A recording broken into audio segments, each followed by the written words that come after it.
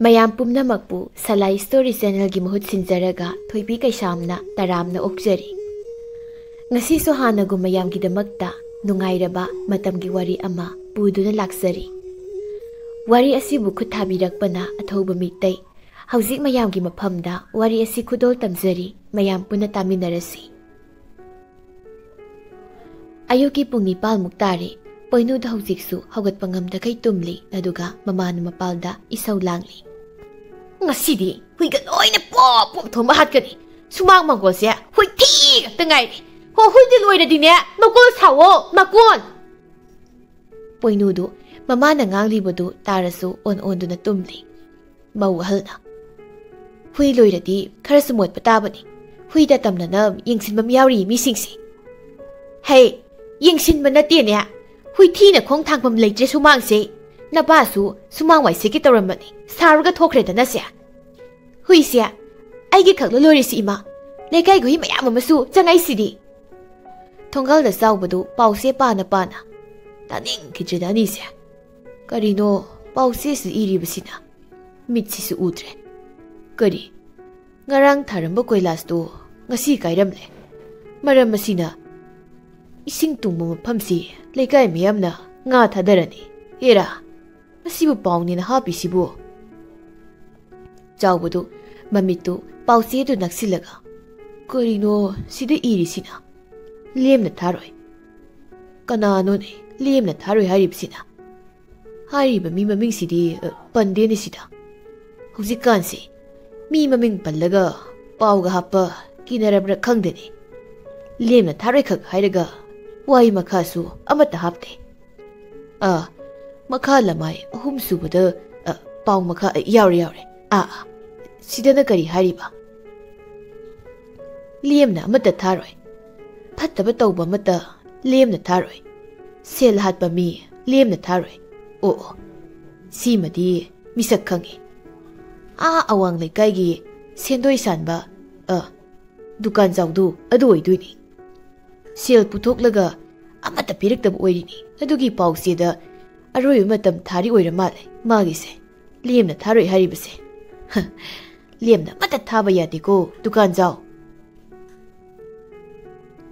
ꯆꯥꯎꯕꯗꯨ ꯄꯥꯎꯆꯦ ꯄꯥꯔꯤꯉꯩ ꯁꯨꯃꯥꯡꯗ ꯃꯧ ꯑꯍꯜꯗꯨ ꯑꯃꯨꯛ, ꯉꯁꯤꯗꯤ ꯍꯨꯏꯒ ꯂꯣꯏꯅ ꯄꯣꯞ ꯄꯣꯞ ꯊꯣꯡꯕꯒ ꯍꯥꯠꯇꯣꯛꯀꯅꯤ꯫ ꯑꯎꯕ ꯍꯨꯏ ꯂꯣꯏꯅ ꯍꯥꯠꯀꯅꯤꯕ ꯉꯁꯤꯗꯤ, ꯑꯩꯒꯤ ꯑꯣꯏꯒꯦꯔꯥ ꯃꯤꯒꯤ ꯑꯣꯏꯒꯦꯔꯥ꯫ ꯏꯃꯨꯡꯗ ꯄꯣꯏꯅꯨꯗꯨ ꯃꯇꯣꯝꯇ, ꯏꯇꯩꯃ ꯑꯩ ꯍꯧꯒꯠꯂꯒꯦ, ꯑꯗꯨꯒ ꯍꯨꯏꯗꯣ ꯁꯦꯝꯗꯣꯛꯅꯕ ꯍꯥꯠꯇꯣꯛꯑꯝꯃꯣ ꯏꯇꯩꯃ꯫ ꯂꯩꯀꯥꯏꯒꯤ ꯒꯥꯔꯤꯁꯤꯡꯁꯤꯅꯕ ꯍꯨꯏ 3 ꯂꯩꯕꯨ ꯑꯝꯇꯁꯨ ꯊꯣꯝꯃꯝꯗꯦ꯫ ꯍꯨꯏ ꯆꯥꯅꯤꯡꯕꯅ ꯉꯥꯎꯔꯀꯥꯟꯁꯤꯗ ꯉꯥꯅꯨ 90ꯃꯨꯛ ꯂꯣꯏꯕꯕꯨ ꯁꯤꯔꯀꯥꯟꯗ ꯍꯦꯛꯇ ꯆꯥꯕ꯫ ꯀꯔꯤ ꯁꯥ ꯌꯦꯟ ꯈꯨꯂꯣꯏꯅꯣ ꯑꯩꯈꯣꯏ ꯏꯇꯩꯃ ꯑꯍꯜꯅ ꯉꯥꯅꯨ ꯌꯦꯟ ꯈꯨꯂꯣꯏꯁꯤꯕꯨ ꯃꯥꯒꯤ? ꯄꯣꯏꯅꯨꯗꯨ ꯑꯃꯨꯛ ꯇꯨꯝꯈ꯭ꯔꯦ꯫ ꯁꯨꯃꯥꯡꯗ ꯃꯃꯥꯗꯨ ꯑꯃꯨꯛ ꯂꯥꯎꯔꯛꯏ꯫ ꯑꯣ, ꯀꯅꯥꯒꯤ ꯍꯨꯏꯅꯣ? ꯄꯥꯟ ꯀꯥꯡꯒꯨꯟ ꯊꯥꯐꯝꯁꯤꯗ ꯃꯊꯤ ꯐꯥꯏꯖꯤꯜꯂꯝꯃꯤ ꯍꯨꯏꯁꯦ꯫ ꯍꯨꯏꯒꯅꯦ ꯍꯨ ꯄꯤꯖꯔꯒ ꯂꯣꯏꯅ ꯍꯥꯠꯀꯦꯀꯣ꯫ ꯉꯁꯤꯗꯤ ꯍꯨꯏ ꯍꯥꯠꯀꯦꯕ, ꯉꯁꯤꯗꯤ ꯄꯥꯟꯒ ꯑꯝꯇ ꯊꯥꯔꯣꯏꯗ꯫ ꯅꯣꯏ ꯅꯄꯥꯗꯒꯤ ꯂꯧꯔꯒꯅꯦ ꯏꯟꯁꯥꯡꯗꯣ ꯊꯣꯡꯉ ꯆꯥꯎ, ꯅꯣꯏ ꯊꯣꯡꯉ ꯆꯥꯋꯣ ꯅꯄꯥꯗꯒꯤ ꯂꯧꯔꯒ꯫ ꯊꯣꯡꯒꯥꯜꯗ ꯃꯅꯨꯡꯒꯤ ꯂꯃꯥꯏꯁꯤꯗꯅ ꯀꯔꯤ ꯌꯥꯎꯔꯤꯕ? ꯁꯟ ꯑꯃꯅ ꯁꯟ ꯑꯃ ꯅꯟꯁꯤꯜꯂꯒ ꯍꯥꯠꯈ꯭ꯔꯦ꯫ ꯀꯔꯤ ꯄꯥꯎꯅꯣꯅꯦ ꯃꯣꯏꯅ ꯍꯥꯞꯄꯤꯁꯤꯡꯁꯤꯕꯣ? ꯅꯠꯇꯦ, ꯌꯥꯝ ꯁꯥꯡꯅ ꯍꯥꯞꯄ ꯄꯥꯎꯁꯨ ꯅꯠꯇꯦ꯫ ꯃꯣꯏꯒꯤꯁꯦ ꯃꯈꯜ ꯃꯊꯦꯜ ꯁꯨꯅꯕ ꯍꯣꯠꯅꯕꯗ ꯍꯦꯛꯇ ꯑꯔꯩꯕ ꯄꯥꯎ ꯃꯈꯩ ꯂꯣꯏꯅ ꯍꯥꯞꯆꯤꯜꯂꯕ ꯖꯥꯠꯂꯥ ꯃꯣꯏꯒꯤ ꯄꯥꯎꯁꯦ? ꯑꯣꯏꯔꯝꯅꯤ꯫ ꯃꯣꯏꯒꯤꯗꯤ ꯁꯦꯜ ꯐꯪꯉ ꯂꯣꯏꯔꯦ꯫ ꯁꯣꯝꯒꯤ ꯂꯃꯥꯏꯁꯤꯅ ꯀꯔꯤ ꯌꯥꯎꯔꯤꯕ? ꯁꯤꯒꯤ ꯂꯃꯥꯏꯁꯤꯃꯗꯤ ꯁꯦꯡꯗꯣꯛ ꯁꯦꯡꯖꯤꯟꯒꯤ ꯂꯃꯥꯏ ꯑꯣꯏꯅ ꯈꯥꯛꯂꯒ ꯊꯝꯕ ꯂꯃꯥꯏꯅꯤ꯫ ꯅꯨꯄꯤ ꯑꯃ ꯃꯥꯡꯈ꯭ꯔꯦ ꯍꯥꯏꯔ ꯃꯥꯏꯁꯦ? ꯀꯔꯤꯅꯣ, ꯃꯧ ꯑꯃ ꯃꯥꯡꯈ꯭ꯔꯦ ꯍꯥꯏꯗꯧ ꯅꯠꯇ꯭ꯔꯅꯦ ꯃꯥꯒꯤꯁꯦ? ꯆꯥꯎꯕꯗꯨ ꯏꯔꯤꯕꯗꯨ ꯄꯥꯔꯤ꯫ ꯅꯨꯄꯤꯗꯨ ꯃꯁꯝ ꯁꯥꯡꯉꯤ, ꯄꯤꯁꯨꯝ ꯐꯣꯏ, ꯂꯥꯞꯅ ꯌꯦꯡꯕꯗ ꯃꯤ ꯃꯨꯏ, ꯅꯛꯁꯤꯜꯂꯀꯥꯟ ꯉꯧꯔꯣꯛ ꯉꯧꯅ ꯐꯖꯩ꯫ ꯈꯣꯟꯖꯦꯜ ꯔꯥꯁꯤ ꯂꯩ, ꯋꯥ ꯉꯥꯡꯕ ꯐꯖꯩ, ꯅꯣꯛꯄꯗ ꯈꯖꯥꯏ ꯀꯨꯠꯂꯤ꯫ ꯏꯍꯦ, ꯀꯔꯤ ꯄꯥꯎꯆꯦꯅꯣꯅꯦ ꯃꯁꯤꯕꯣ? ꯃꯁꯤꯒꯤ ꯅꯨꯄꯤꯁꯤ ꯃꯥꯡꯕ ꯃꯥꯟꯗꯦ, ꯃꯥ ꯃꯁꯥꯅ ꯃꯥꯡꯈ꯭ꯔꯦꯅ ꯍꯥꯞꯆꯕ ꯃꯥꯜꯂꯤ꯫ ꯄꯥꯎꯆꯦꯁꯤꯗ ꯃꯁꯛ ꯎꯅꯤꯡꯃꯟꯈ꯭ꯔꯗꯅ ꯁꯦꯜ ꯇꯤꯡꯈꯩ ꯃꯥꯒꯤ ꯐꯣꯇꯣꯁꯤ ꯈꯕꯔꯁꯤꯗ ꯍꯥꯞꯄ ꯁꯣꯏꯗꯅ ꯑꯣꯏꯅꯤ ꯃꯁꯤ꯫ ꯑꯗꯨ ꯑꯣꯏꯔꯒꯅ ꯄꯥꯎꯆꯦꯒꯤ ꯈ꯭ꯋꯥꯏ ꯃꯃꯥꯡꯁꯤꯗ ꯍꯥꯞꯄ ꯌꯥꯗꯦꯕ꯭ꯔꯥ ꯃꯥꯒꯤꯁꯦ? ꯃꯆꯨꯒ ꯁꯪꯖꯤꯟꯗꯅ ꯂꯪꯇ꯭ꯔꯤꯛ ꯂꯪꯅ꯫ Makada singdokjaba masu yaurine. Sidi Khwairakpamgi Sauktongi masanupa huranba ma leibdu natrani masakse. Mana kanadagi karimu huraludana singdokliba. Iribanena ontokna kumni ikhreda kumayekse. Chawbadu pausedo kharamuk naksilaga. Haukiba sagolse numitta Khwairakpam Sauktongi yumdagi aina sannam huralubagi Khwairakpam Saukton amadi magi imung manugi mafamda lale haina sengdokjari. Karigumba san huranbagi thabak asi matungda amuk hana tawramba taradi san amom ama yauna san ani sigangani. Sengdokjariba Khwairakpam Tolumu apokpa Khwairakpam Saukton leifam yaurabung khunau. Karinune Sauktongi koksibo nate sono suba kayang kuirajana masibo. Masanupana mayonggi san huralaga sengdokhalisibo. Karida phazidana pausi se tawribadu masibo. Mathong sada mapam sase lekain haibda ikaiba phawine migi mamangda lambi daga kauraklabadi khumloidabani ai kanano ayuksida pungthol makongsida phag tharaga amuk tummisina maral mathong kayam leraba minone mana numit chupa pungthol makongusida tumlaga matam manghalise matamse onthokna phamuida koisasa ngaiko mingoda ngangjingai isanu palekai kundado tum haugalamkhiroi Maduhan ungtang dok lukiki.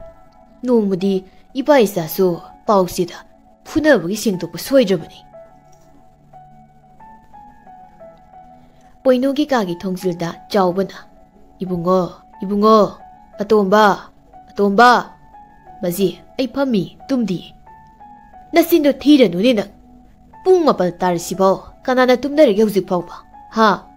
Bazi ai numi khudingi thengna tummi. Adum khangidubo. Nate nangbu numidang kari tawdana thengna tumlibuno sini aina hangningni wahangsi nangona. Bazi kem tawdradi thengna tumba yadro. Ngasidi iye karaktana horendagine ngana thok ek tumthoadi ba. Ibungo sinjang na har hapa ngakta sabaga aikoina sajel tawdabaga humang thogandabaga yahaudo hei nasado amata yaroi haibani. Bazi chaka lamdida ai hagat kyongta kari nang mawjikta phamli haibadaine karino bazi phamlambade hagot haibani kaya danone uje kaina panghai daizin bido tawranune ha nangai ngodeibo thuna haugalongta chawbudu sakre poinudu masin bandu nalaga chinbal sidi hausiksu pom hanchajine sidi ya singba yaroi hoida nong phadok singdebabo Poinudu mamai tawraga mangolda yaliba miseldu da yenglaga aina phuribai khalaga moi anina phurak poire engonda do kappadi moi ani oina kaphobunida kanano thonga jangai sida sidi khedani ni ngarang phunabagi lai oiramni ai thuna lo dawune phani sidi lekai nganu yen mangbai oirini ai lo dawragi thuna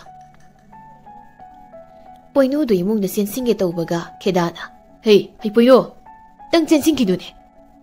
Kari no ipal, aidi mangolda sajen tawbani kaino. Kari leire ipal. Hey, kari leire gangla kano. Nangai ngonda. Pot huranbagi makok nangna lekai sida nangna pot huran thadokli misi kayano. Ha, nangna thadokli misi kayano. Kari no ipal, haujik matamdabu huran mi kaina. Pharene, huran sange khalo. Panthoibi ira thawni matamni. Huran mesat pamatamni huran sanu kaino numit mangani ka huran zababo yengune magi mi usittabagi sangse nang aigi yumta salu silaw aina pang tinglaga thamhoriba moi aniduga nanga wari saru law huran mese kanano do nang aigi yumda yawra khangni ipal na mi pharaga aiga miduga karigi wari sana doinu nipa ipal nang ngarang kok yadabagi hidak sahaudrabo Poinogi tungdagi chawbana kaidore poino kheda ayuksida chamna sum koidorak libra tada maniga muktaga masli manawdo aigi yumda pang tinglaga thamhauri o moyanina Christiangi karipot hururage ha nangna pang tinglaga thamlibudubo ha moyanido poinuna bazi idi koka ngaujida ma ai sibu huran ma ko kaman bro ipal kheda lai se dei kai kai no mek mang baga ai ngon dam tai na doi roi ma mama na maning dagi o taina ba nungai ba mi dana ne khara nungai ba ne taina ba adu nang su tawi di tawi ko hai ko chawbuna ibungo nangbu napal kheda gi mabuk na ba kari taurage baji ngarang do ai mani mukta masi manau ga phunaraga yumda dum sangai moyeni su phunaba maphamda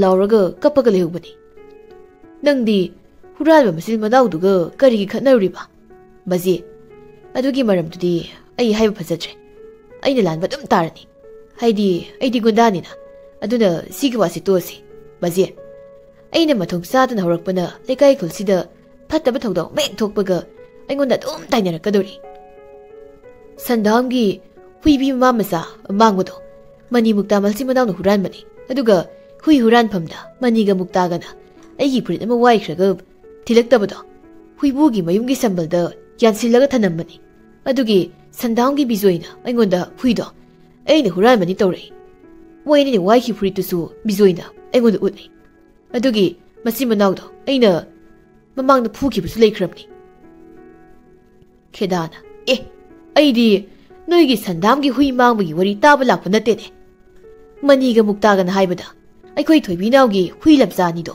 nang na toklamani aduga mani mukta masi manawda sathoona sinaramani hai moyanina hui ani do khaidemgi saru iku makhongda maida lawba hurami aikoi thoibinawga tawraga moyani do phabani chawbana sini bugo sangki masu hekta kokte haribase maram sinani aina misa noknadribase maramdi isa masu lairi khangbanina maje aina tawruba phattaba thaba kaya dugi mahini ngasi aina karisu tawdra matamsida phangnaklibase somda thoibi naudi magi hui ani sibagi mabuding nusina kapli aduga maniga muktagadi nungsa kana yairi pangtinglaga manina thoibi naukta naba nungsa da mai silaga yaibasidi nungaibana loire Muktana mani aidi biri yam thakningu nungsa se ai thoibinaw dai ge thoibinaw mamit khuyeng se thanga param do mali mani hera huina poinu na hato thamme aduga dasani bani tahore poinu na thunga thilo kaina hairamaga dasana ibani da tahore thoibinaw du magi hui kunpham hui makol du yenglaga ta poinu Nangsi puksil yapi. Ay na nangonda pikibag ko na isa. Ay masak ang gitapoy no. Nang isengo na taway ki. Tawagayaw na tawaban. Ay kagi. Nang mipaw mahat pang gamlang kini. Ay kagi. Nangan ko na laman kumbini. Dom. Doyan niya maghalag na roy ko. Ay hinagtalag na roy ko. Dum.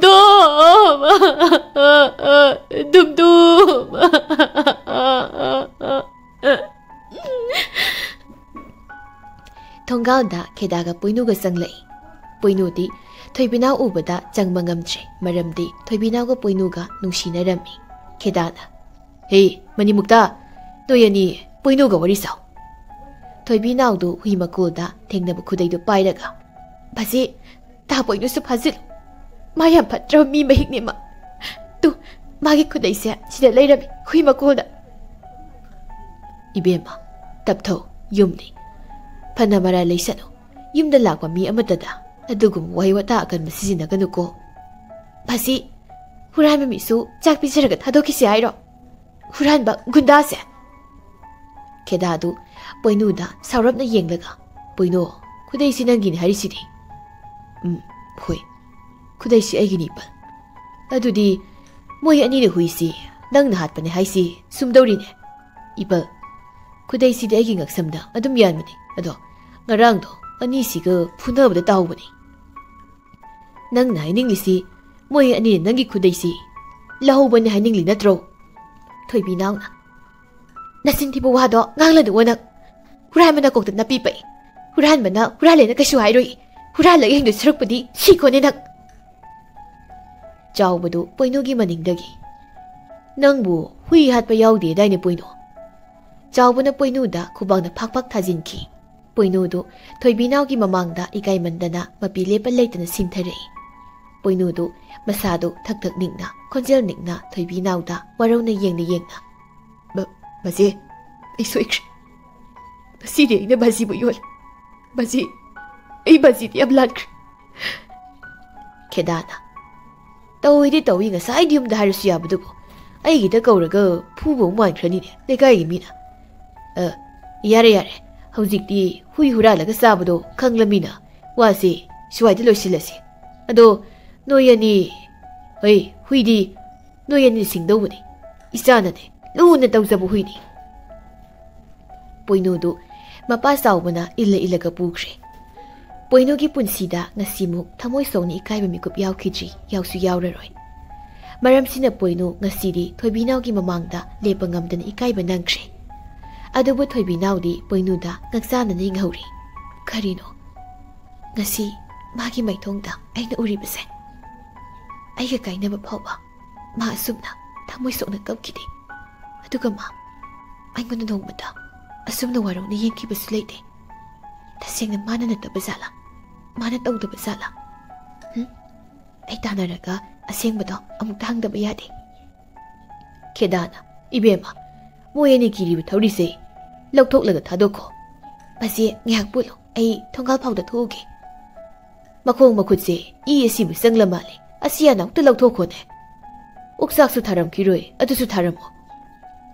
Maniga muktagadu yengnaraga nokli adubu moy anigi mamaidudi poinuga phunaruraba matung thoibinawgi mapa masana phubagi pupom pomli. Poinudu ngasidi magi kada tumina phamlaga thamoi sokna kapli. Ipaloina ngango sebadi ai karim khande ado thoibi nangi ngasigi wahaido ai thamoi yam soi. Khudaido maniga muktagana moida khullaga egoda maral sibani. Aina tawdaba tabakta aini yazabase. Ai khangba yaw wahiba. Basi ai yaudi moigi hui hatbado aina nati. Mapanda poinuna kapaga ngangbadu mau ahalga mau yaimaga su tari. Chawbasu magi kada taraga kapli adubu poinugi mamadi leite chawbana. Karino ngasidi mitsi yamna songida. Isana sumna kapasu amukta tachi. He laning thoipa ima leibira sidabi. Nasubu matam pumbada ngaksina biyuko. Mangolda mau ahanna. Aikhoi bungona kasulala moina. Aikhoi bungodi lekai gundani hurai manati.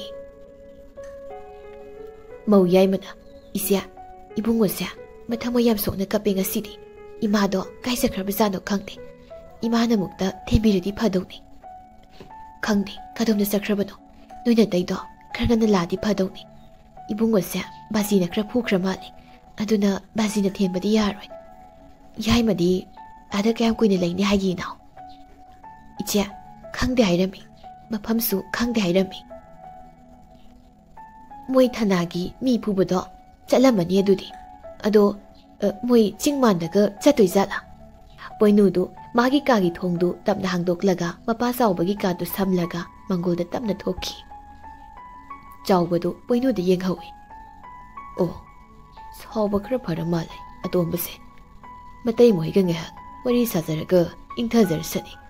Aisu maga nungsi nazarambadugi mamangda hekta phuroi sini. Ngaki khanthaw da bahari base.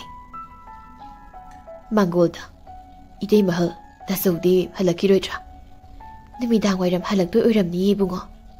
Idei mayayma tayaydi ada kayam kuina leini haige. Moi thanagi mi phabado chani hairami bungo.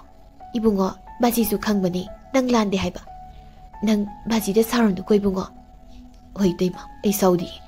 Ideima ai sida ngakta noi banakta phomge ko.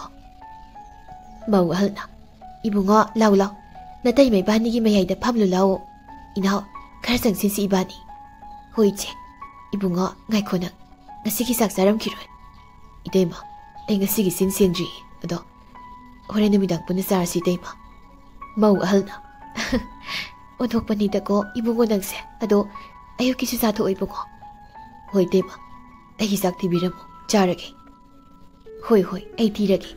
Nang mangol si saroko, ato nang bu, toy binaw di lehaw bro. Poinudo, wakalama badagi. Hay tay ma, kay hay ba no? Toy binaw lehaw bra hay ba? Lehaw di tay ma. Magi hui ni hay ro, moy na hani dubo. Hoi, magi ni hay. Mau yay mana. Kay no, adugi hui ani do di nang nabihib do na dra. Isi ki pok ba do? Nati tay ma. Ay mangonda, magi damag. Ay na karigumamta. Kutol tam kibaliti. Mau ahal na.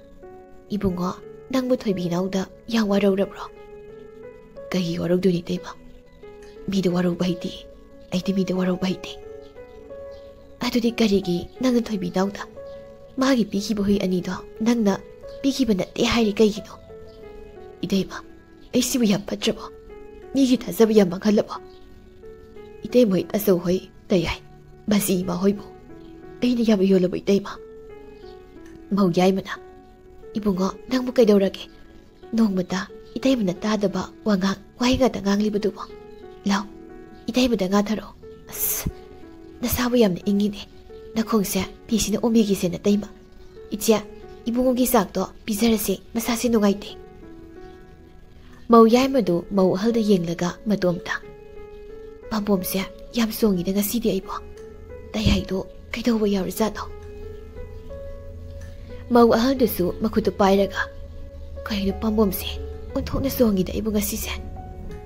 Poinogi mamado, laykay gingkol amada, yung buga, kobilian na liena. Karino, pambom siyam ka na suwangi na. Yay mo do, ay bu, manamso na mahudi nga sisya. Poinugi mayamba haldo tabag tawpamda, sida kariguma kara irambadagi. Karino, mitsiyon tok na suwang kred ay bo. Karim ta iba yadremi, yay mo do, magi tanagi tabag to. Nung may kakap na bayaw wazala. Ay bo, polis isyasan da, punong tataw kikine. Jingdani. Poinugi mayamba yay madu nung may ama kolaga gari da tong na. Bitsiyam suwang siya da. Tabog sa lamday, imada manam sa namahalagay. Itaw pun siba, may talyan kang purak-purak. Pura itaw, si, masi, purikaw dap silo. Hoy itaw, isa si inunungay ting asidi. Yumdani, sa udo mapana tuglay, poinuso matay maniga nungay ng wari saraga pamli, jaw ba na. Ibema, yasang lagli, nasidi, isa si kaya nungay ti, mit yam na suwangi. Noya ni, miyang kukra amok to, kay til dag layro so tuna. Ay, namakaw rugi. Laning tong ang takurungi, yay mo to. Asoy ang amyaw na ba, tong ni siya mo ta. Jaw ba to, tarik ka busad kre, mawan niso, poino gisak tiba kauraga, kay til da sad kre. Poino kagta, manggol da pamlaga lehawi. Jaw baga tarik ka halag pa to, karam mamli. Aduga, mawan niso, jaw baga tarika mayok na natengnare. Moy marido, poino ga yuki tawdoktogi wari sasadan sanglakbaga. Yumzawgi tongdo lambadagi karigumba numsiki sapu amana. Yumzawgi tongzawdo kangnam namlaga hangdokibagum tongdo sebak pakna intoki matomta. Aduga kanaguma mi amagi makong ama yumyayda. Tarak-tarak kawang hayraga yanba mauyay mana uy. Mauyay madu masamana yungi humang anapikay. Jawbado yumyayda hayriba migi makongdo ubada. Hey, poino, ibagi bungo, poino, nag-aw kumtaro. Matagtagi ang kumtaro nang bo. Ibagi poino, napana haribase, nag-aw tatako ni nang bo. Mauhaldo, yumyayda hota na sensili adubo, yumda tarak-tarak yalaga masa hayram-hayram tauna, tariya lamliba adudi poino oyramlay. Tarikti, masa atomba yu oyramliba pibamdo ubada sorhon malebkri, laymayda tukri. Mauhal na. Itay mag-ipungo, itay malae kumtaro o bukta. Tatay malae, magkana bukta kumtaro o. Ay sakirake, saksako lao, itay mag-ipungo, itay matsak tirake. Mauyay mo na. Ibungo, nangam na kumtaro ba? Nangmo, iko'y nga'y magamdra po at ba? Nang natawag si kayo na ibungo, Leori bagwagi, nang kita pao karigi kanji ba no? Nang karigi kita pao kanji ba no? Nang muhing magkayang wara bagi, itay mag-ito ba? Nang muhing magkayang wara bagi nang mo.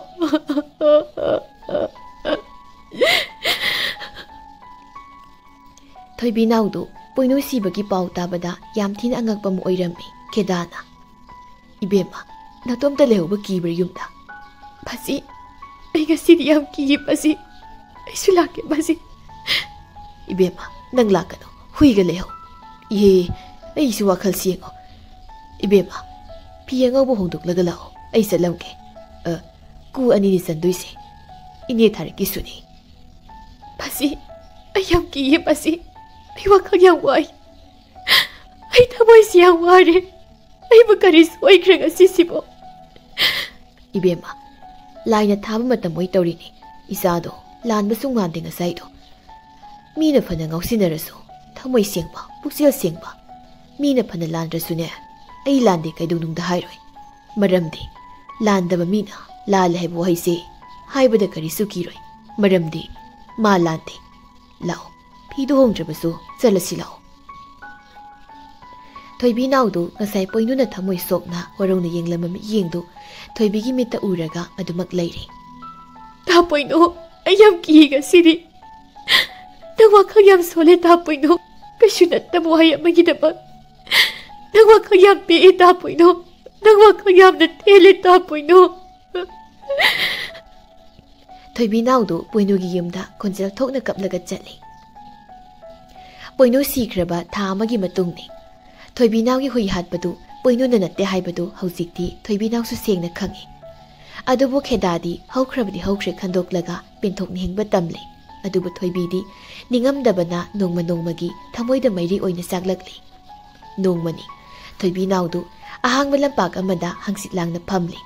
Malangba nungsit masu ingna mengna liri maton pomli banapi singbu humli.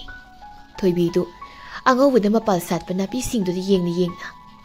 Tapoino karigumba thawai haibado asengmu leirabadi nangi na phamda aina beku khudi lale haizari base nangna dum tabiyu ko aidi asumaran khangdabi aphinga phaina mina kari khankini khangdabi phangna gangbadi aigi khandau ta wahai amana nangi punsi mangle ko aina tapoino Thoibi naudu mapi lepa leitana tari. Maga poinuga gi haukraba thaudoksing kapna ningsing lei. Ngasidagi tha khargi mamangni.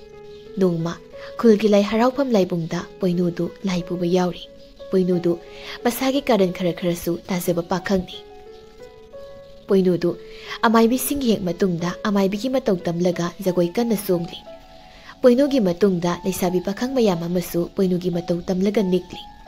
Adu poinudi amaibi singna sariba jagoidu sungyeng yengdana magi toko pangsada sagalai. Oi si tu khutse smai do si jinga tu si oi da muleiro si ye da muleiro mang da musong tung da musong si ni khamba jagoi harsi tu amaibi mana kaino pakhang laibau songbada soiba tare tawhei ne khuta pariba khulai malem lai mai da tahide ko pakhang Karigumba khuta pariba khulaiduna malem lai maida taraba khulase awana taga tabribani isana soibadagi lai maida takiba tara phawbane apham mahidi oigante aduga isana khangna cheksindabadi khutagi malem lai maida tahalaba punsing sangandi ko pakhang ima maibe khutagi takibada chahi ma khulse awana nangi hai ado thang tahaliba mi tudi si haiba tadeni ibunga Laida karimna ganuko sisi laibau songsi. Hoida chena pairaga loire. Mamai bi ai songe ko. Hey oi. Poinogi tungdagi leisabi amana poinuda soibadagi daklaun ilai. Poinudu amai bi jagoi sariba marakduda uprak uplaga tai. Poinogi lagi thangdusu leimaida onduna tai. Mayamdu ngahak unwai musi. Amai bi amana is ngausinei ko ibunga noise. Thangdo makhada tahidina hairaga tahala boire ko poinuna hauji engona ilakpudu kanano Thoibi nauna ibong aigi tungda mi mathang ilakpadagi ibong de soibadagi inkre ibong nasalbo ngakpiyo aduga leimaida tariba thangse laida athin pot ka jaraga नचना नायना सोइखि लांखिबा सिगिदमक लाइदा इबुंगी फानबा थौनिजगे हाइरनो सोइख्रदि सोइख्रे कन्नदे इमा माइबे जगो यौसी ओ लंग्रेन थिनबा पेनालेन busing थिनबा लेन बहुबिरो लेबोला तादौरे लेबोला थाद्रिङैदा हजिक सिगे ममांसिदने हुमांग ताखै ओंते सोंहौगे पोइनुगी इसम समना ngौजबा थवा इवा सादबा मीदा साउबा हिता मोंगदुदा थोइबी नाउदो पोइनुदा जगोय साना साना येंगलगा नोक्सरी अदुबो पोइनुदा असौबदा सामा तागदौरे हाइबसी अमाइबा माइबी सिंगना खंगलबनी लाई हराउबा लोइख्रे नोंगमा मथों सादो पोइनुदु कुलगी रुजफमदा मतोमते इरुजरिङै कुलगी ngौसिनबा नहा खरा साननबा सिजिनरिबा इसिंग अदुदा जोम जोम सोंथनखि पुख्री लैराइदा फी सुरम्बा खुलगी मियोइसिंग नैरकपदुदा साउबना लोइरे इसिंग सोके तोरम्बा अहनुपी अमना नोइबो सानरिबे सिंगदो नैरनुने मी फी सुबोस याउनरि आइसो इसिंग सोके कुमतरकलिबनी पोइनुसु इरुजरि इसिंगदगी नहा अमना लोंगदाउ तारगा होइबो साउबिरनो अखोइगी इरोइबा मतम यौरे नोइबो वरकपा ngamba मी लेते खनुको इंग्लिङैदुदा वसा सजैबा पाइरगने ताना ताना कल्लदि तिलाय खुबी सुबदौनने लोइना पोमनिदो चुजाक तिन मानबा सिंगसे सानरिबे सिंगदुदा मपालगा थोक्सिलमलबा नोइने लाइन लौदना सिरोको लमसी सिगेदा मसा सिंगसे नहा सिंगदु इसिंग नेबे सुम हेलकपदगी पोइनुदु साउनिंगबना लोइरे पोइनुना तपना इसिलिनौसा नोइ इसिंगदु नैमलिने नोइने रोइनेगसु होरेन अहिंग लोयो लाउ लाउ काखलो लाउ लम हेनरगुमसी कई हाइबा अखोइ काखलो हाइबा मने इसिंगसे इरुपगा खानै साकै ने खाइसे दुदी आइदि इरुपे हे चुप मोय अहुम मरिदु इसिंगदु इरुपगा खानै साकै लेखोंगाकते इसिंगदु नेखाइरे पोइनुना मसियाम उसित्रे ताइरेल मसाज थुदियलगा कुमथरगे तशालगे अदुदी ऐसु नोइगे इसिंग नैबे यौमिनरसिको इसिलिंग दाउसे पोइनुदु खुदैदो नामै सेना ताखतलगा ताइरेल मसा अमा प्रोक लाउना थेक्लगा इसिंगदा चबोंग लाउना सोंथखि अदुगा इसिंग नैरिबा लमहेनबा नहासिंगदु इसिंगदा लाम लामदना सेसेट लाउना कंथरै नहासिंगदु इसिंग मयाइदा ओ खोंगै कप्पगा इरोइरगा सेनै लेकाइगे मिसिंगसु पोइनुना पुख्री मयाइदा लमहेनबा सिंगना फुबा खुफुदु उबदा लेकाइगे मियोइसिंग सुगतनै पोइनुना ताइरेल मसाना सानबदा इसिंग मनुंगदा तिनलुरबा नहासिंग अदुदी खुबोम फैगल मनंगल सिंगदु येंगबदा फजबना लोइरे इसिंग नैबा सिंगदो पोइनुना इसिंग नैबा मिसिंग फुबगी वरी लेकाइ खुलदा सरासले पुगली पाइरगा मी कया मसु वरिदु तारगा नोकले पोइनुगी युमदनी चाउबना बुओ नंगबो नुपा फुगनुने नंगी लुहोंगबदा नमानबा मता लैर ओइनिबो मजे ऐदि नुपी थिद्रिकान सिरदौनी ममाना करिनोने मसिबो हाइदेने नंबो इमा अइना हाइबनति अमाइबिना हाइबनी इबुंगा मी खनगनो नंगसे पिकलिङैदगी मी फुना मंदनाइबा लेकाइ गुंडा हाइनरबनिको इमा लेकाइ अम लैरदि गुंडा हमदि लैतामने लमहेन वरकनबनी मीगी मपोट मरन हुरुद्रगा लोइरे कइनोइमा इबुंगा नंगांगनबदा ऐसे कुइने हिंगलुइदौरि जानिको इमाबुदी अइना मथक काबदा अइ तुंग सोइदनबकी इनरदौनिदा अदुना कुदा इमा इसागे खरा चाउना सेमहलौको हाइदेने नंबो मसी फानसिना लंगकेदो मसे इमा ममाना ख्वाइदगी नुसिबा मचासे ख्वाइ मथों चादबसिने हाइ अदुइनी ऐसे इमाना याम नुसिनबा अइना मथों चाद्रिसे नुसिबदा लोइरे नखोंलना खुटलमने प्रोक लाउना थुदेक्लगने थांगदौनिको नंग अइना येंगुना अइ अमाइबी उनरुरे लैबाउ सोंगबदने थादखिबा खुलाइदो हाना इरा थौनिसि हाइ इमा सोइखिबो अइनरो केम तौरे अइ लाई खुरमबगी मिंगदने अमाइबीदुसु नंगोंदगी सेन कोटलगा लैरमनी खुनु खरा कटलन yelling खराता ngamo khra khalan kanbasu ngamlore da baibu mamadu poinu da sauna suktok laga yengi somda maniga muktaga du kappaga manina Karino Sidi Purit Litpa Kongrau se Amda Yaroi Ha Mukta Muktana Oidi Matam Kara Una set lagalere mani Ay Kablak Loidana Anabo Kangshilapagi Hakat Chapna Shulori Mani Nangan Nabasa Yamakatari Purim to Hopiro Manina Muktagi Puri Kona Lamani Kumdana Dolina Lekai Gundana Drona Ha Kainu Hemani Ibu Gundaro Manang Haido Kaino Hamani To Mileo he Nangon Habanati Poinu Daimani Mani Ma Lekai Gundadagi Lekai Hurango Topotamni Housing Maki Winadi Saugumsi Magatina Sinsi Maga Kina Loinesi Mongondagi Minusi Losi Equinina Hoi Mukta Lalungdi Ayalagi Hoi Taurusimani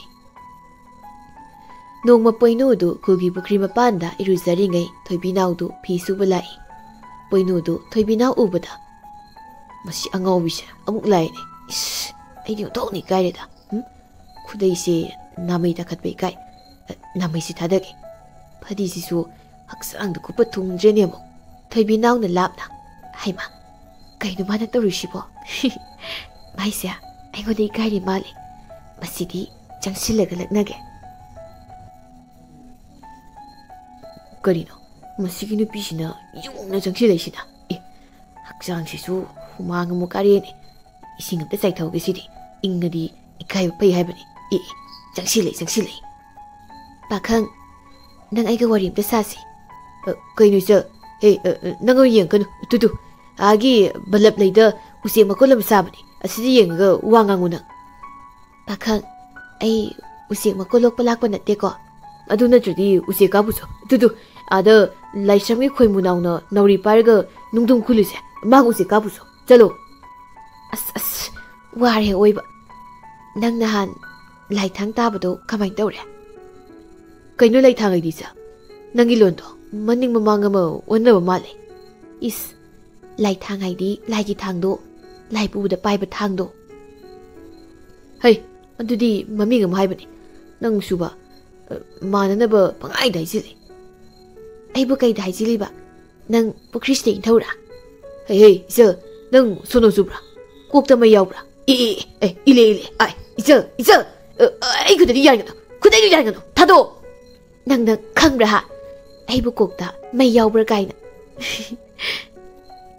Poinudu Kudedu Pairaga Isinda Jom Lana Tasili Isinga Loy Nayeto So Nankaram Tai Milo Yang Ikai Rasa Ikai Bide Kaisu Nang Angon Usita Pada Aina Nap Kaino Madi Adam Taudu in the Wanda As Param Tai is a Sonobu is a Nang Kokzak Amukasu Hang Nang Amukasu Hai Nang Matak the carpus Ericuna Poinudu Toibinau na Dumainaga Toshilakpududa Abam Nusi Power Getaway Adubu Toibinaudi Aduga Kangbanati Tingaw Lingaw Lazaba Nisabi Amani Mina Kari Kanki Ganiga Kangbanati Magi Wakalda Dorodoragi Mini Aduna Toibinaudu Lasabiga Oire Nupani Yamna Ngaune Nusi Masi Numit Masingsu Karakara Hoki Aduga Matamsu Poinu Amadi Toibinaugi Mari Sembiri Naksin Nahali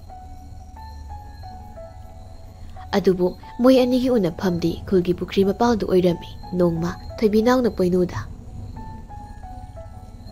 Tapuino Nang Nongmada Iru Kayarak Luzay Tabuk Pulerdi Iru Dum Luredi Adunay na Kalisi Aina Singso Potolasu Iru Luzaraga Lerami Kon Pengasu Lerami Aina Pisurasu Iru Zabeka Tolakani Nati Nang Hausikti Ayimangni Iru Zabaga Kami Kaija Baba Naiko Tabak Lerdi Iru Zare Haido Kayaino Anubia Nang Kam Kangiroi Aina Bukri Mapalda Iru Zari Sisu Tabang Makalamanegi Nang Kok Nori Kona Kanglakani Pema Nang Tapum Topudo Adum Tarogalayo Is Nate Nangisi ay lumira ba Kung ino ni masinipisi po Midani ka Kayang kangdama nang po Nang lumbay di kayo no Kayo no tapoy no Nang su ay naisa Kayang laksin mangamdro Kangi Ado tap na hayo hay ba Ay naghalise Nang naghangadi Iba ni ꯄꯦꯄꯥ ꯄꯦꯄꯥ ꯉꯥꯡꯅꯕꯒꯤ ꯃꯊꯧ ꯇꯥꯗ꯭ꯔꯦ ꯁꯠ ꯁꯠ ꯍꯧꯖꯤꯜꯂꯒ ꯂꯣꯏꯔꯦ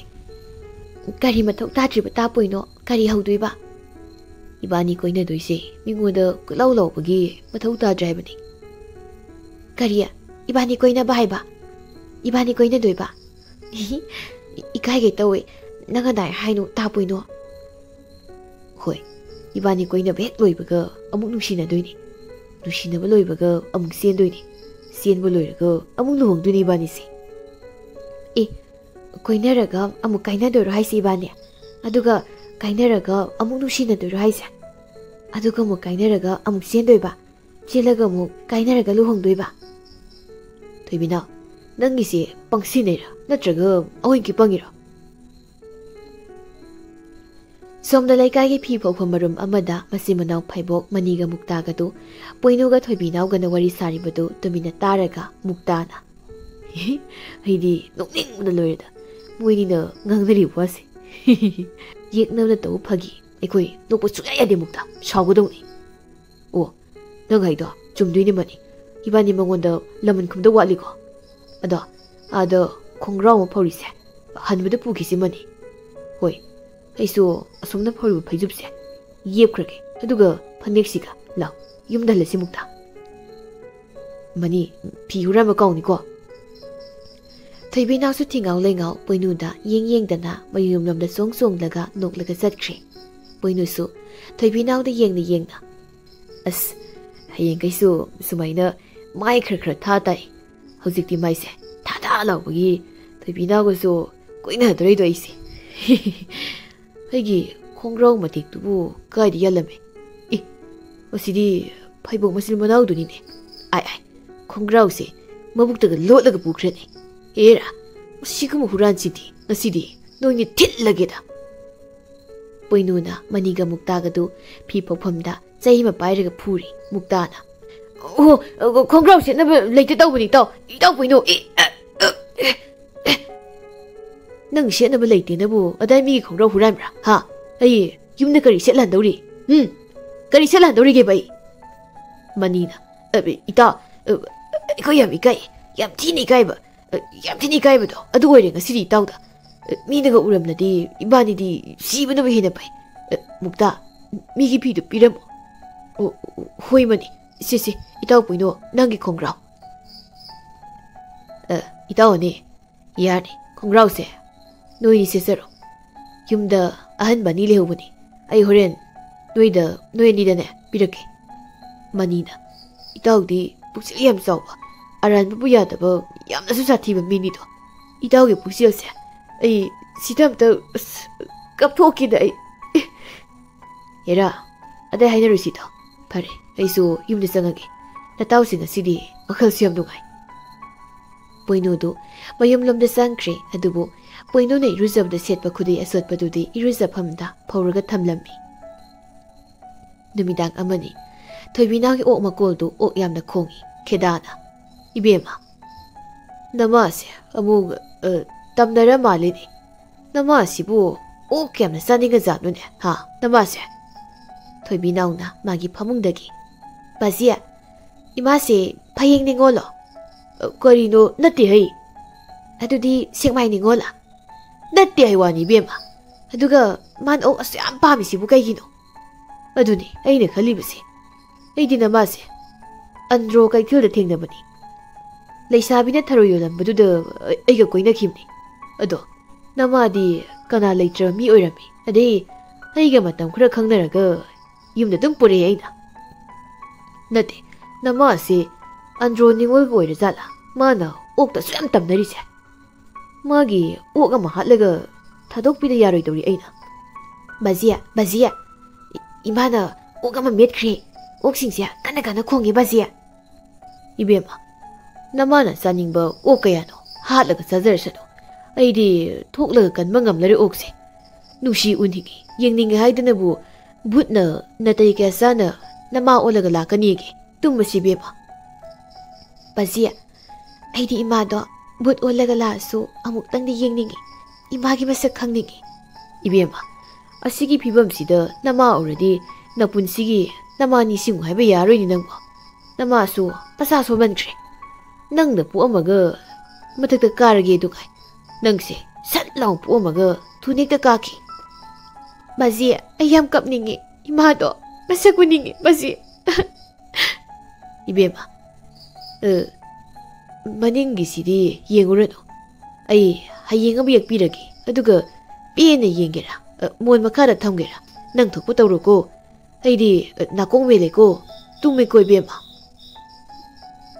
아육도 토이비나우도 옥마골다 쌍바다 पोइनोगी Pukhri मपालदा फौरगा लेहौबा खुदैदो okay मकोलदा तारगा Laramie अदुगा ओक्ति अमता लेरमद्रे सिदी ता पोइनोना मंगकते हे यानबा खुदैदो नत्रा अस मानबसु ओइरमबा याय अदो ओक्सिदी मीने हुरानबा ओइदोनी खेदा संगले इबेमा ता सावबगी मसानुपा अतोंबनी हाय ममिंगना पोइनो कौई हाय मथोंसु खरा सादा माली माना लेकायगी नहा खरा फुइयेना खुलतिना हौरी आई ngahakta yarukhige huran mi yamna leiko okto phangaroi bema thoibinaudu khudeidu losilaga bazi okse huran bani hoi phangaroi sak losilam aisa leko hoi bazi moigang nei do taningdradi thuna halo ko bazia maniga muktaga du kedagi huralakpo oktu sabada awaba mu oirami manina पोइनो हौजिक दशा ताबहौगदोरे लेकाई गुंदा खुइदो कुइट्री माने पोइनो गी खोंग्रो अमा वाइरसिउरे को होय माना याम तोइना सेबा खोंग्रो अमा लेबनी अदु फजेना वाइ गाइसी होय वाइरसी सोमदा पोइनो दो थोइबिनागा उनारी अगी खुदैसिदी नंगदी काया थिंगनेबा अइदी इरुजफमदा फौरमबनी आइना लौसिनबीबनी अहेंगदा फौरमबगी ओ अइदी कारोगा तुम थनमे अदो से नंगी हुईनी सियनी से ओक मांगबगी अइना से पिबिरबनी अदो हुई पमलकपगी खोंग्राव फुरिका से मपा लोय थोक्सिले अदुना फिसे नंगना सुबीबा तारेना थोबिना सुबीगी अस हुयनी से खुदुंग सिसे तुकु अहि तुकुनी थोबिना मसिन बांदा याम नक्सिलुनो ngasai ꯑꯩꯈꯣꯏꯒꯤ ꯏꯇꯩꯃ ꯑꯍꯜꯅ ꯀꯧꯈꯤꯕꯅꯤ ꯅꯇꯩꯃꯅ ꯍꯨꯏ ꯀꯧꯔ ꯀꯩꯗꯧꯔꯒꯦ ꯏꯇꯩꯃꯒꯤ ꯑꯉꯥꯡ ꯂꯩꯕꯅꯤ ꯑꯁ ꯇꯥꯄꯣꯏꯅꯣ ꯅꯪ ꯃꯊꯣꯡ ꯌꯥꯝ ꯆꯥꯗꯦ ꯑꯩ ꯍꯨꯏ ꯑꯅꯤꯁꯦ ꯏꯔꯨꯖꯕꯤꯔꯨꯒꯦ ꯑꯩ ꯆꯪꯉꯦ ꯅꯁꯛꯇꯨꯒ ꯄꯣꯏꯅꯨꯅ ꯅꯣꯛꯂꯒ 이루ꯕꯅ 야로이 마야드수 섹독비우고 पोइनुदु पुरिका खोंग्रागोदा येंगलगा ये पुरिका खोंग्रागोसी सु원게 तौरगा थोइबिना नंग पी पुबो गावरे ये अई सेलिसे मंगोना पिथोख्रदि अइदि उना सेलगा युमदलो हाइब्रा हयेंग सोलगेदा नोंगानबगा पोइनुना थोइबिनाउदा ngarang सेलगो फिरोलदो पिरि थोइबे फिसे मनमगा नमदन तौरनुको हादनम तोरनी मनम याम नमथिब्रा नंगी फिसे तापोइनो हुइने मबान तौसिनबगी खदि नमथिबनी थोइबिनाउदो फिदो मनम सुसुत नमगा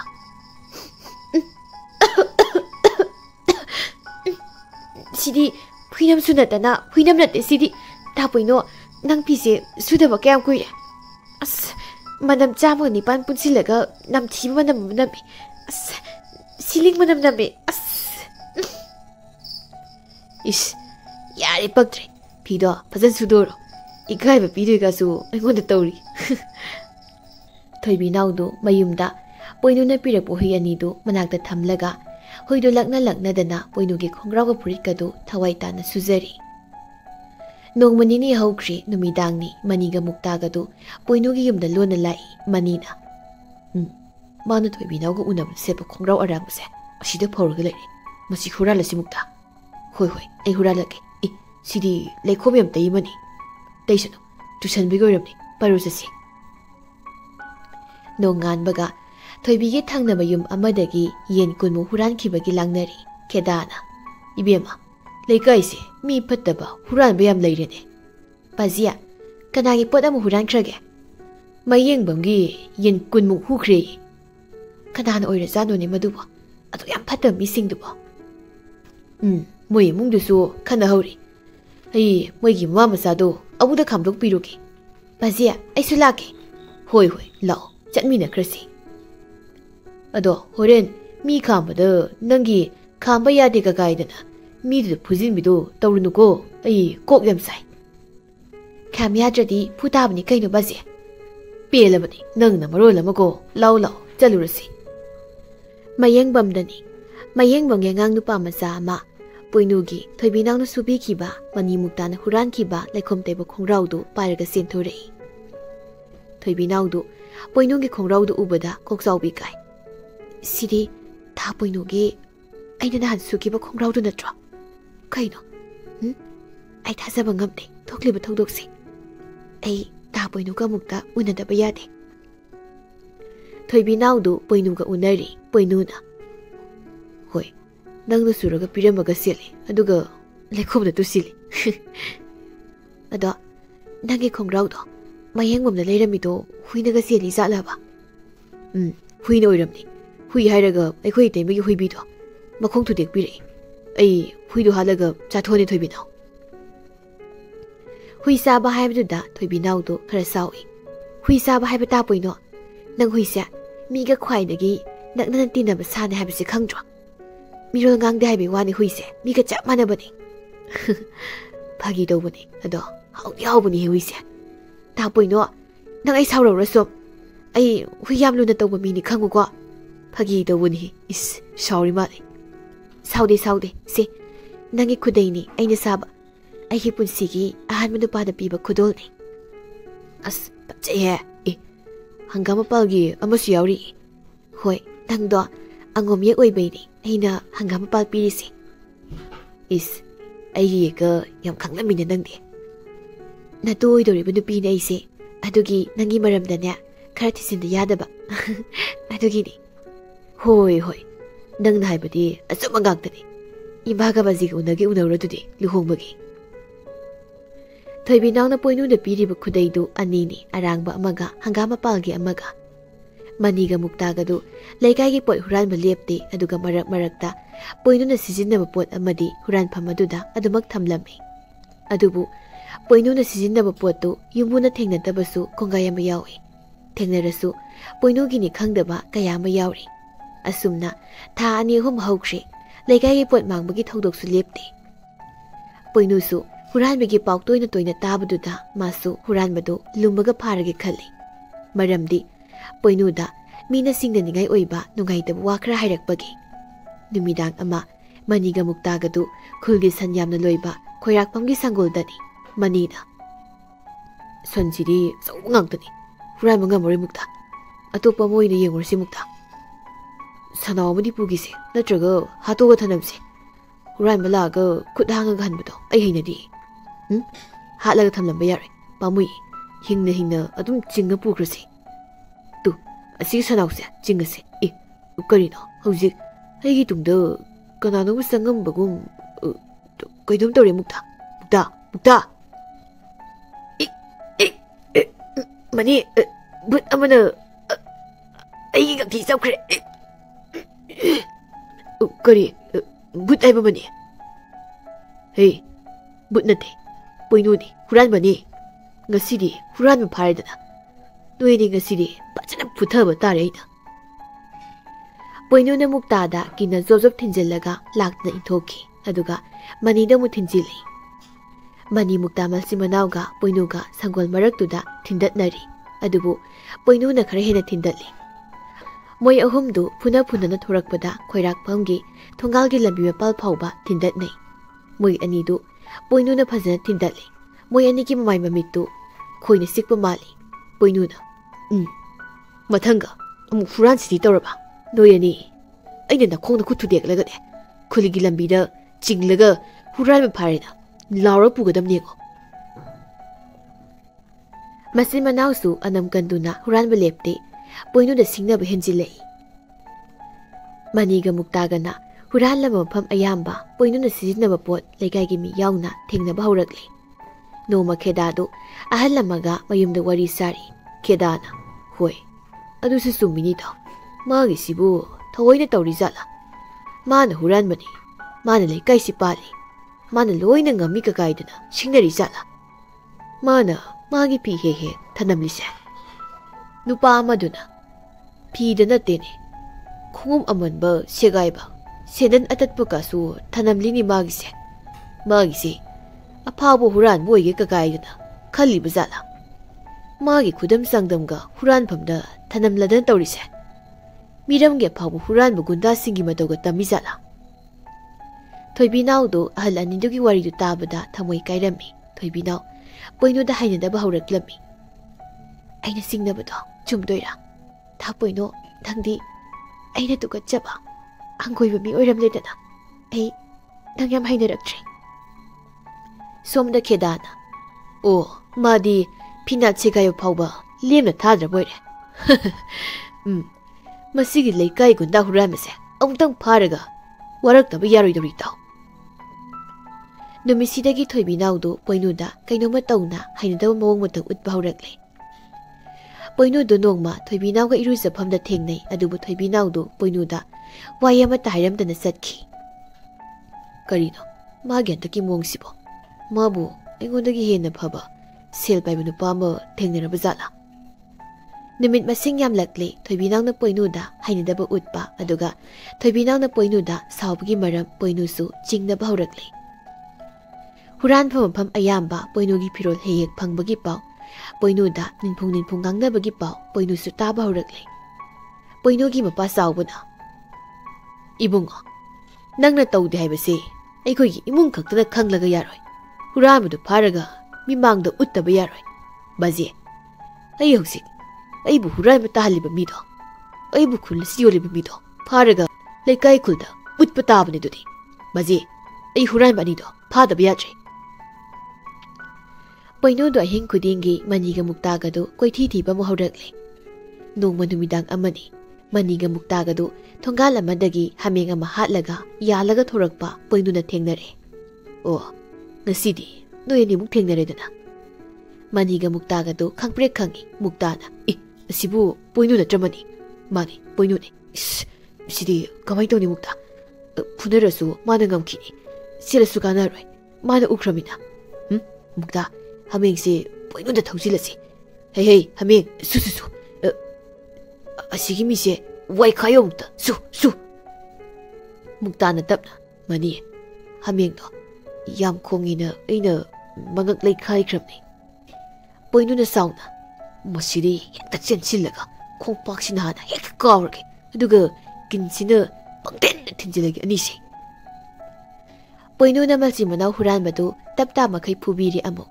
मसि मनाउसु चैना खांगबदा ओ खोंखै कपली पोइनुना हयेंग अयुक नोयनी अइना ता लाकदौनी करिगुम लाक्त्रबा नोयनी अइना कैदौगेगो पोइनुदु मसिमना हुरानबा अनिदु फुरमलगा हनख्रे अदुबु पोइनुगी मंगक समदा यानबा थोइबिनाउना पोइनुगी थवाई याउना साजबा खुदे अरांगबदुदी मसिमनाउगी मनाक्ता ताहौरे नुमिसिगी नुमिदांग असिदनी पोइनुना थोइबिनाउदा खुदुल तमजबा थोइबिनाउना थवाईदगी हेना लुना तौजबा हुई अनि मनिगा मुक्तागन हादोकलगा पोइनुगी खुदै हुई मकोलदा थमजिलंबदो थोइबिनाउदो मनिगा मुक्तागदगी लापना ताबा पोइनुगे असेंग वारिदु निंगसिंगलगा कपली असेंग बसुम वारिसे निंगसिंगलगा हेले वहानबा दुक्सी मैसाक्ति अतियादगी तारकपा नुंगथांगुमना कल्ली नुंगथांगी मैरी ओइरमले अइना नगोंदा पीबा कैना मैसाक्से तापोइदो लांजदबा नंगना अइगोंदा कयारकनो लाले हाइजरबा नंगे तौखिदबा थबकसिंगदो अइ अमंग हना तौररोय हाइना कयारकनो अइगोंदा हाइजरबा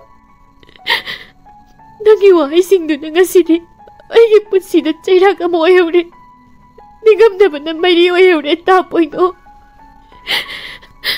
अइना गम्मे अइना मरै गम्मे नगोंदगी तापोइनो नंगे तौदबा थबकता अइबा साउबा थेमबदा तौइ गांपियो अमुक हना तौररोय कयारक हाइजबदो अइना मरै गम्मे तापोइनो लांदबा नंगना अइगोंदा लाले कयारक हाइखिबदो अइना मरै गम्मे तापोइनो अदो नंगलकपा यारदि हलो अइना मरै गम्मे बा